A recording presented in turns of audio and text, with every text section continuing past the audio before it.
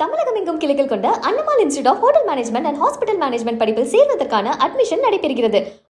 ரஷ்யாவிற்கும் இந்தியாவிற்கும் இடையிலான வர்த்தக வாய்ப்புகளை முழுமையாக பயன்படுத்த வேண்டிய தேவை ஏற்பட்டுள்ளது என்று வெளியுறவுத்துறை அமைச்சர் ஜெய்சங்கர் தெரிவித்துள்ளார்.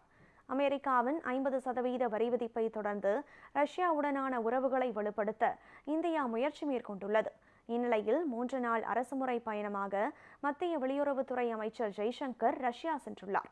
அங்கு தலைநகர் மாஸ்கோவில் ரஷ்யாவின் துணை பிரதமர் டெனிஸ் மன்ட்ரோவை அவர் சந்தித்து பேசினார். அப்போது இரு நாடுகளுக்கும் இடையிலான வர்த்தகம் மற்றும் முதலீட்டு வாய்ப்புகளை முழுமையாக கண்டறிந்து பயன்படுத்த வேண்டிய தேவை ஏற்பட்டுள்ளது என்று மத்திய அமைச்சர் ஜெய்சங்கர் தெரிவித்தார். பழைய தடத்திலேயே சென்று கொண்டிருக்காமல் புதுமைகளை நிகழ்த்துவது இரு நாடுகளின் வழிமுறையாக இருக்க வேண்டும் என்றும் அவர் கூறினார்.